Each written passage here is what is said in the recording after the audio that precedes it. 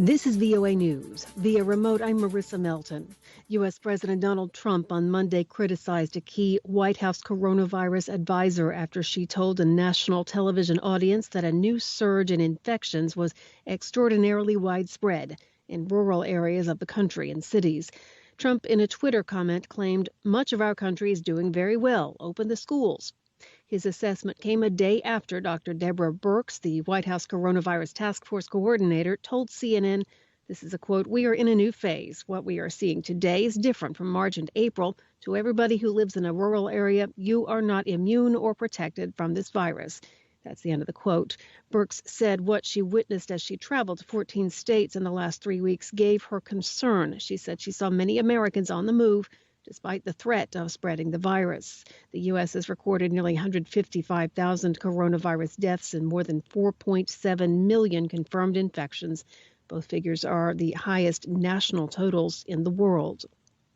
President Trump signed an order Monday requiring federal agencies to prove they're not replacing qualified American workers with people from other countries.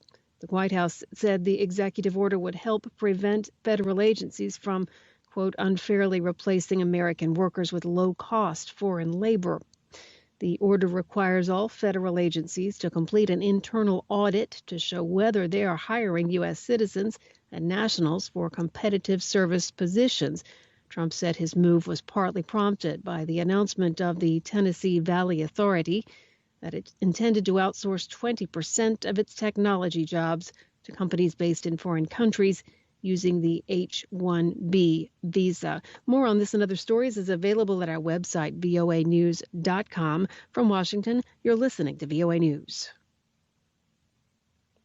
U.S. Secretary of State Mike Pompeo held a video meeting Monday with the Taliban's chief negotiator to discuss the state of the Afghanistan peace process. The discussions included the issue of Taliban prisoners whose release the insurgents are demanding from the Afghan government.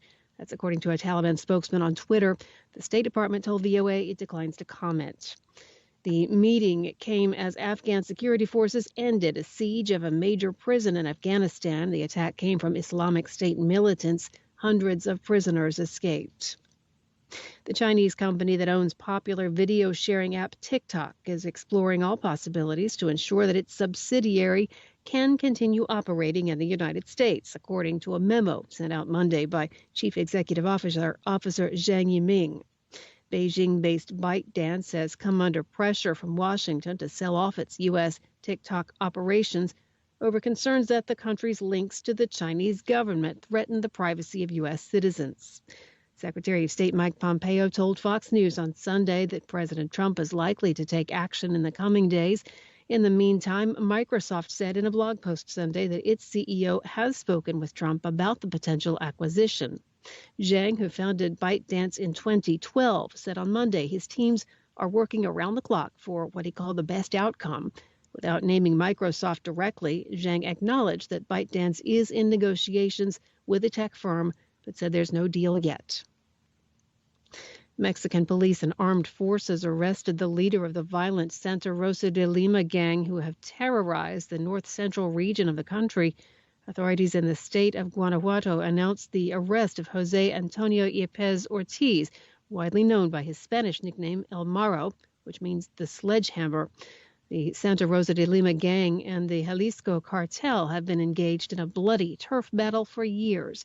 In the industrial hub of Guanajuato, home to many foreign auto plants and parts suppliers, the unrest has turned it into the most violent state in Mexico. 2,293 people have been murdered in the first half of this year alone in the Guanajuato state. And Tropical Storm Isaias strengthened into a Category 1 hurricane hours before it's expected to make landfall along the coast of the Carolinas. The storm's maximum sustained winds reached 121 kilometers per hour. Monday evening, it was centered about 100 kilometers south of the vacation resort of Myrtle Beach, South Carolina. Tropical storm warnings were in effect as far north as Long Island, New York. President Donald Trump has declared a state of emergency in North Carolina ahead of the storm's arrival there. Via remote, I'm Marissa Melton. From Washington, D.C., you're listening to VOA News.